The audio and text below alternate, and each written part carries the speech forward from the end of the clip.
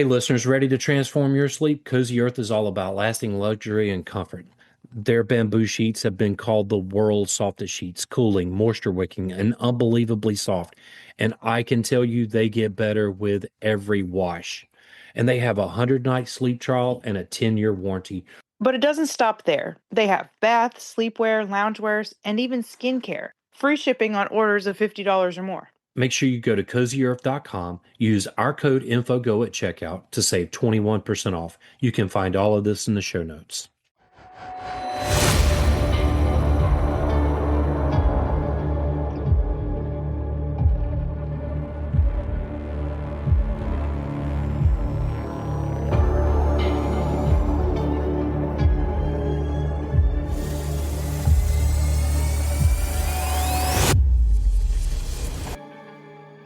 Welcome to the podcast. I'm William, And I'm Kat. and that makes this a dash of info. Little things you want to know. And we did one about the onion, and we talked a little bit about the Vidalia onion. So we figured we'd do a dash of info.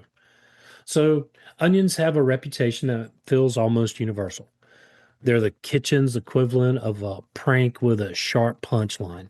You chop them, they fight back, because they sting your eyes, blur your vision, and leave you wondering why something so ordinary demands such emotional sacrifice. And yet, what if that expectation is wrong? What if there's an onion that doesn't sting, doesn't burn, doesn't make you reach for a towel like it's a tiny vegetable tear gas incident, but instead tastes almost soft, almost sweet, like you forgot it was supposed to be aggressive? What? Onions are supposed to make you cry. So why does one of them taste like, something sweet? Well, somewhere in Georgia, there exists exactly that contradiction. And leave it to Georgia, okay? Well, in Georgia, we have false winters. There's nothing false about summer here, for sure. Well, well, we don't really have summer and fall. We don't really have spring and fall. We We have have, summer and winter. you can't even call it winter half the time because it's like 80 degrees and, you know, Christmas. Yeah, yeah, pretty much, unless you're in North Georgia. So, but we're here to talk about an onion that behaves like it missed the memo on being an onion. Not a gourmet experiment carefully engineered for refinement. It's the same basic vegetable you'd find anywhere else in the world. Same shape, same species, same biology, just a different personality. One version bites and the other almost whispers. And that twist leads to the central mystery. How can something so familiar change its entire identity just because of where it grows? That question anchors everything that follows because in the fields around what is now Vidalia, Georgia, something unusual happened without intention and without design and without anyone realizing at first that they were witnessing the birth of a brand. A biological accident began to behave like an economic force. A crop that should have been ordinary, it started rewriting expectations of what an onion could be. And that's where the story locks in, because some vegetable species completely differ flavor, and a place that didn't plan to become famous for it either. So, in the early 1930s, South Georgia looked like a patchwork of small farms, long rows of crops, and hard work measured in sunrises and sore backs. And in some places, it still looks like this. This was not a place experimenting with gourmet agriculture. It was survival farming, practical farming, even. The kind where you plant what you know and hope the weather cooperates and accept whatever the soil decides to give you. Yeah, you battle the weather. Mother Nature sometimes participates in farming, and sometimes she doesn't. So, around what is now Vidalia, Georgia, farmers were doing exactly that with standard onion varieties. Nothing special, nothing exotic, just dependable crops meant to behave like onions always had. Strong flavor, sharp bite, and that familiar sting that came with cutting them open. But something odd started to happen. Among the expected harvests, a few farmers noticed that certain onions weren't acting right. They looked normal on the outside, same papery skin, same layered structure, same size and shape, but when they were sliced open and tasted, something was missing. The sharpness wasn't there. Instead of that aggressive, eye watering punch, these onions came across unusually soft on the tongue, milder, rounder, and almost sweet. One of the early growers often associated with this discovery was Moses Coleman, along with other local farmers who began comparing notes.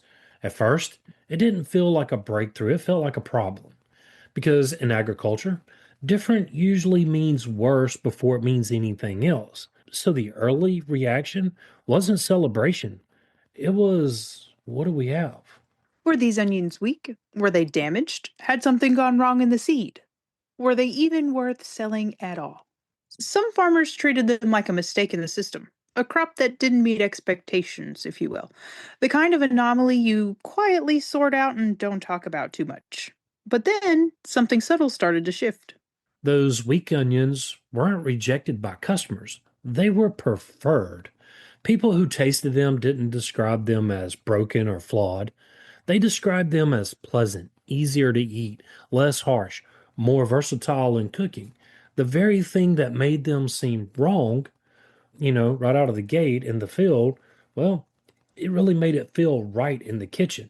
And slowly, the interpretation, it changed. What looked like a failure was actually something else entirely. Not a defective onion, a different kind of onion value. A flavor profile no one had been intentionally trying to create, but one that people suddenly wanted once they discovered it. The realization didn't arrive all at once. It kind of crept in, field by field, season by season. Those weren't bad onions at all. They were something new.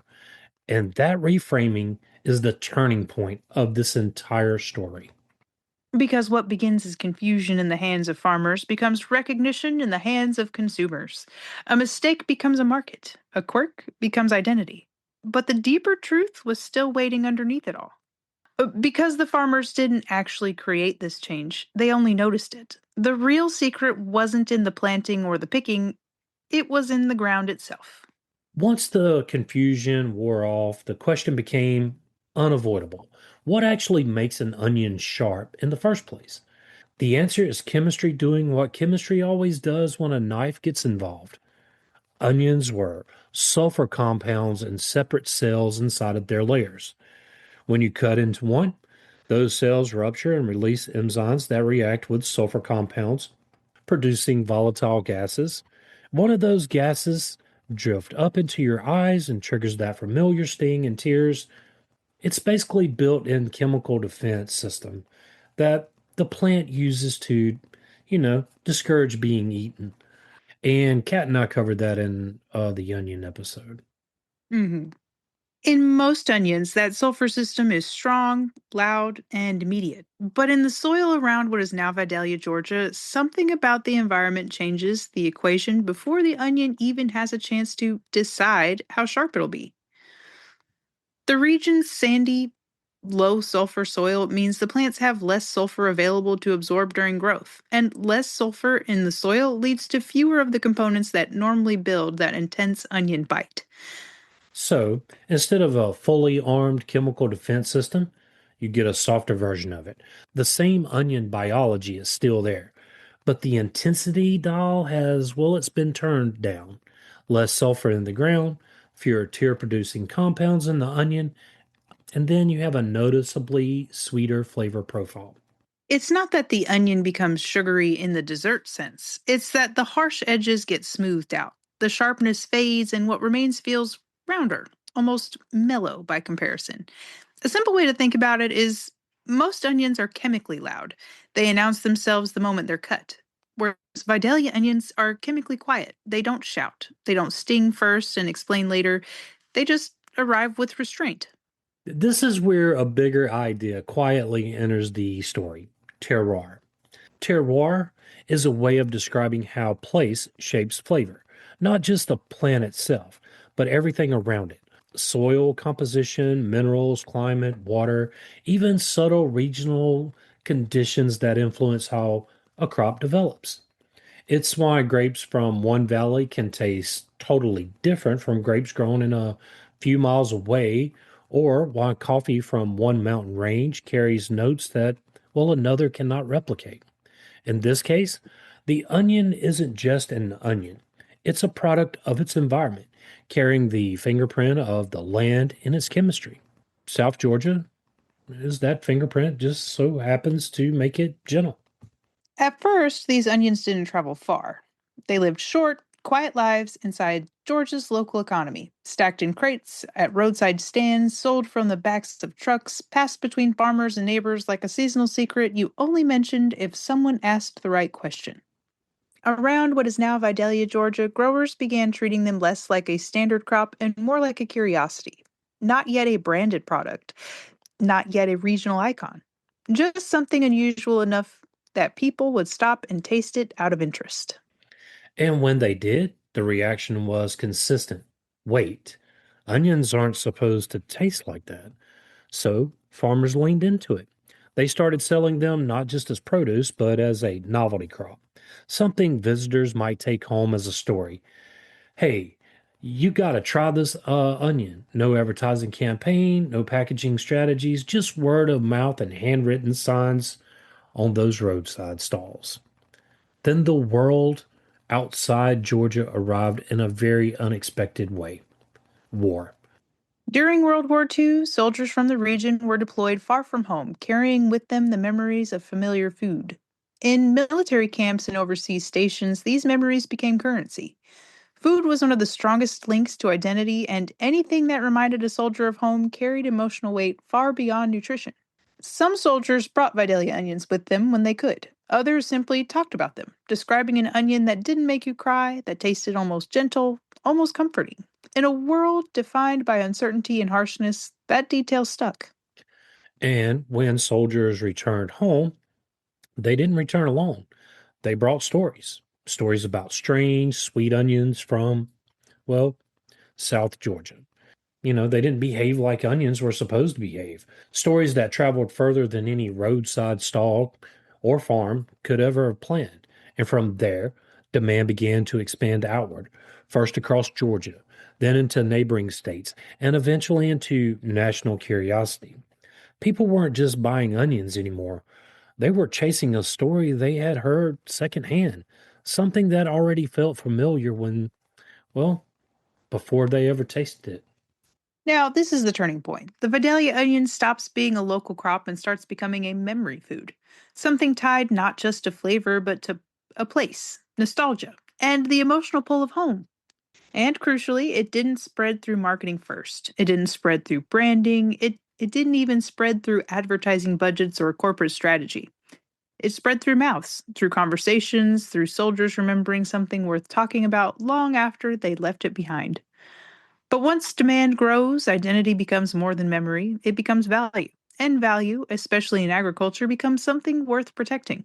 And I say before we get into that naming and ownership and the identity of the Vidalia onion, I say let's take a small break and get a Coke. It's also from Georgia.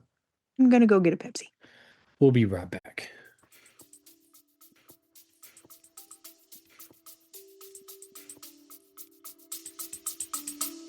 Stay with us. We'll be right back. William, I know how you love matcha tea with coconut milk. Yeah, it's clean energy without a crash. Then you'll love Mantra Matcha. They offer super premium ceremonial matcha and 6 superfood infused flavors made from the finest, youngest tea leaves for a naturally sweet, ultra smooth taste. With each flavor, it's infused with powerful superfoods like cacao, ginger, and goji berries. And they also have those classic favorites like banana cacao, strawberry lemon, cinnamon goji berry, plus superfood berry, ginger beet, and rosehip dragon fruit. It's organic, non GMO, gluten free with 0 grams of sugar. You can enjoy it like me, or maybe hot or in a smoothie like Cat. Every purchase helps provide meals to kids through No Kid Hungry. It's at mantramatcha.com. Get 15% off using our code INFOGO at checkout. Both links are in the show notes.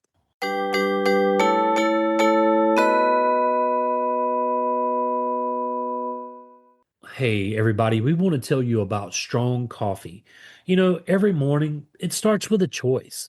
You can settle for just coffee, or you can rise up with strong coffee. And it's the world's strongest cup of joe. Strong isn't just a drink, it's a movement. It stands for striving to reach our natural greatness. It's born from one simple need: to be better. They rebuilt coffee from the ground up, infusing organic coffee with collagen, protein, nootropics, and functional ingredients that fuel your body and sharpen your mind. No crash, no compromises, just clean energy, focus, and flavor that fires you up. Yeah, so whether you're chasing kids, chasing goals, or chasing greatness, don't just do it with coffee, do it with strong coffee. And our listeners can save 20% off just by using our code INFOGO at checkout.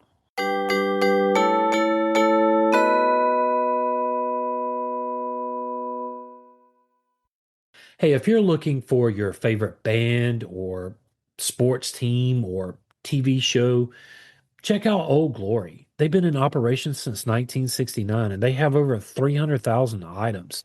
They have from the Beatles all the way to Metallica, NFL, NBA. It really doesn't matter what you're looking for. They have tees, hoodies, hats, gifts, everything a true fan could ever want. And it's family owned and operated. They have fast shipping, free standard delivery on every order. And you know what? Our listeners get a 15% off at checkout using our code INFOGO. You can find the link in the show notes.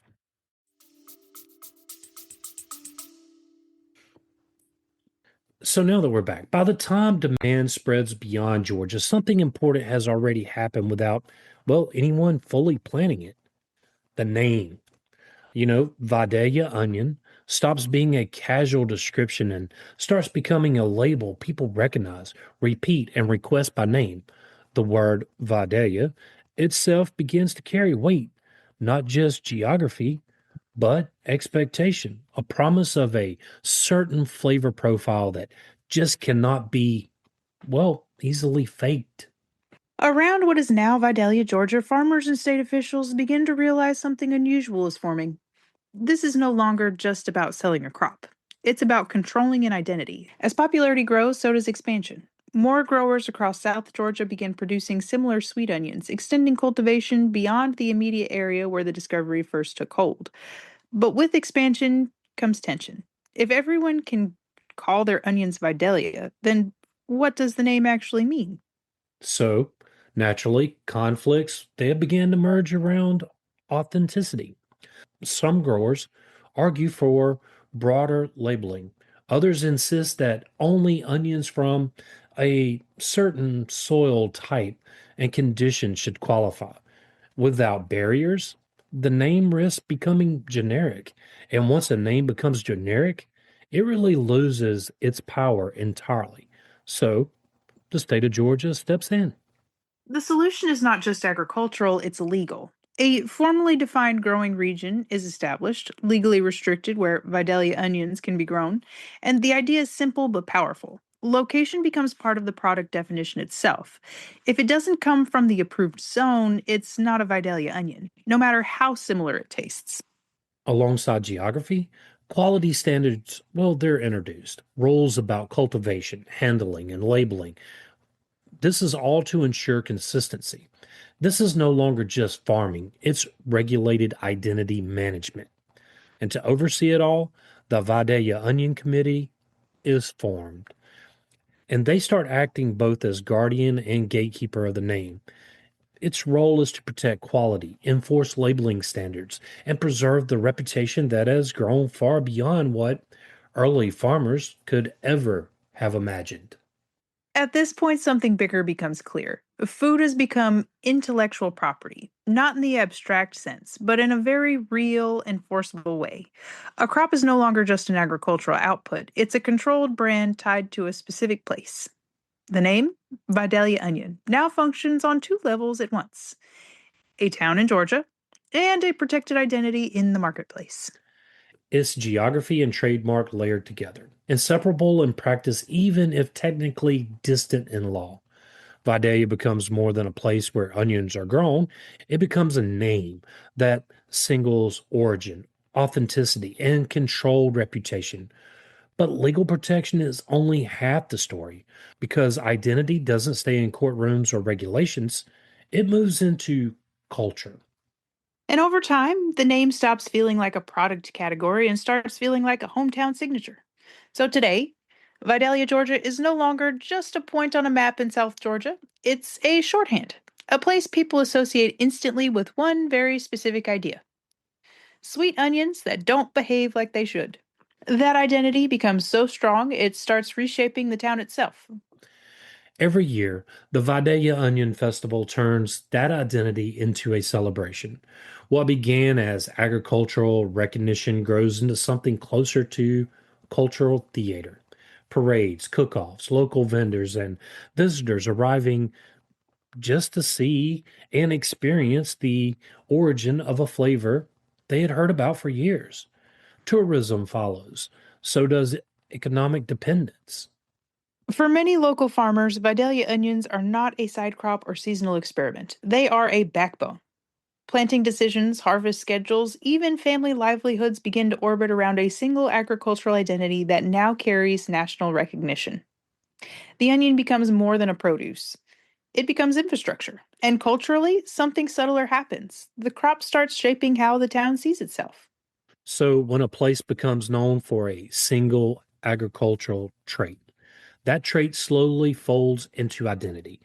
People don't just say, we grow onions here. It becomes closer to, this is who we are. The flavor profile of a vegetable begins influencing the narrative of a community. This is where food stops being just agriculture and becomes heritage.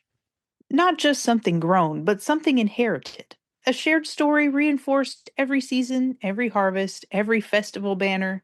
The onion is no longer just a product of soil chemistry and farming decisions, it's a symbol layered with pride, memory, and continuity. But it raises a question underneath all of it. How much of a town is chosen and how much of it grows by accident and then stays? Because Vidalia didn't just set out to become famous for onions, it simply discovered that it was good at it and then built an identity around what nature had already started. And that leads us to the final reflection. So, what makes a place famous? A careful plan built over time, or an accident that sticks long enough to, well, become history? The Vidalia onion wasn't engineered. It wasn't designed in a lab or dreamed up in a marketing office. It came from a quiet combination of soil chemistry, careful observation, the right timing, and a story that spread from person to person until it became culture. Sometimes a place doesn't choose its identity, it discovers it growing in the ground beneath it. So, most onions make you cry. One region found a way to make people smile instead. And all it took was a different kind of dirt. Yeah, I love Vide onions. Me too. You know those ones you get at the grocery store that say they're sweet onions, they're like from Texas or whatever. They They're not the just same. don't, they really are not. And we have a guy that gives us some. You know the guy. I do know the guy. I got some. He's bringing some more. He told me today, he's like, hey, I'm going to bring y'all some more. We're getting ready to finish up. So, Heck yeah. Maybe I'll yeah, plant some for me. good luck. I've had no luck growing onions. I took that But potato from the break room so I could try to grow some potatoes.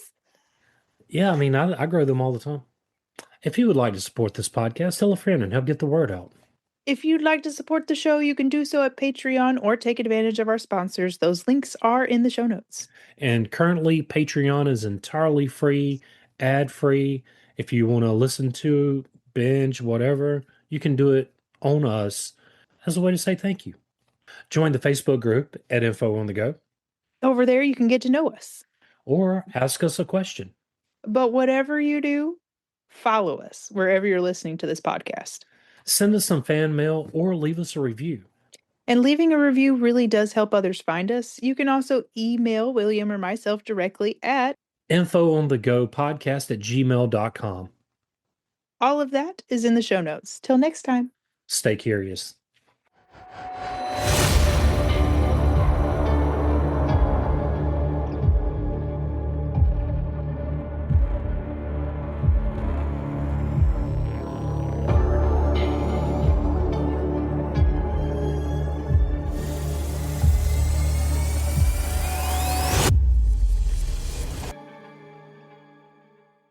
Hey, listen up. All of my workforce friends out there, whether you're ranchers, farmers, or you just need a pair of good leather gloves, look no further than Bare Knuckles, the best leather gloves ever made, featuring a patent design crafted for natural curve of the fingers.